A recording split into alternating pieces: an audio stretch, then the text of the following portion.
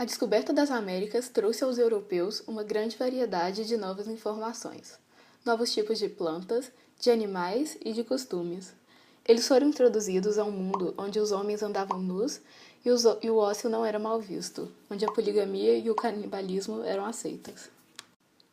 Os portugueses viram a distância cultural dos indígenas aos valores ocidentais como um sinal de inferioridade, utilizando de seus costumes como desculpas para se permitir a escravização deles. Acredita-se, hoje, que a descoberta do novo continente não foi um acidente, assim como era dito inicialmente. Os históricos acreditam que os portugueses já sabiam, ou pelo menos fortemente suspeitavam, da existência de terras naquele lugar. A tripulação das embarcações de Portugal ao Brasil era composta por cerca de 1.000 homens, sendo que os 700 eram ditos soldados, ou plebeus. Nas viagens faltava comida e somente o capitão podia levar galinhas para alimentar os doentes. Devido à falta de higiene e armazenamento adequado de alimentos, os tripulantes sofriam com diarreias, infecções e escorbuto. Mortes eram praticamente diárias e conflitos também eram comuns. A exploração marítima era financiada pela família real, que ganhava o controle sobre as conquistas. O Brasil teve anteriormente diversos nomes, como Terra de Santa Cruz, Terra dos Papagaios e América Portuguesa. Rumores começaram a se espalhar sobre a antropofagia dos índios, o que gerou discussões filosóficas na Europa. Esses rumores contrastavam com a imagem atraente e convidativa que a natureza brasileira propunha. As práticas religiosas dos indígenas foram entendidas pelos portugueses como falsas religiões, chegando a ser considerados retrocessos perigosos aos imigrantes.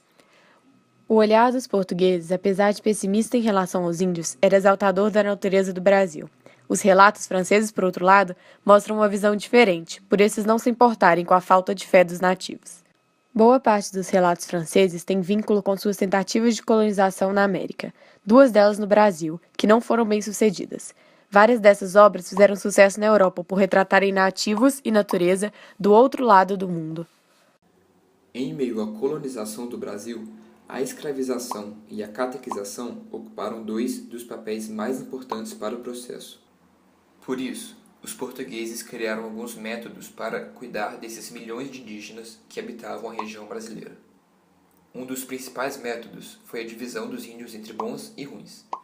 Os que resistiam hostilmente à colonização eram dominados, levados como prisioneiros e forçados a trabalhar como escravos nas minas, fazendas, etc. Já os índios amigáveis, que tentavam resistir pacificamente ou até não resistiam, eram considerados bons e os portugueses os batizavam, catequizavam e introduziam a cultura portuguesa em seus dia a dia e eram reconhecidos pelos colonizadores como vassalos úteis.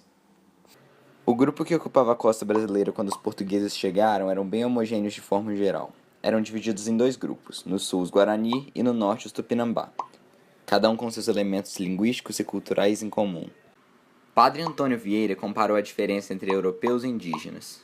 Enquanto os europeus seriam difíceis de serem esculpidos, porém bem sólidos em seus ideais, os índios seriam extremamente adeptos a aceitar novas ideologias, mas acabavam sempre voltando à sua crença inicial. De qualquer forma, o entendimento do índio se dava como algo inédito, uma nova e estranha humanidade. Aliás, o Brasil como um todo seria exatamente isso.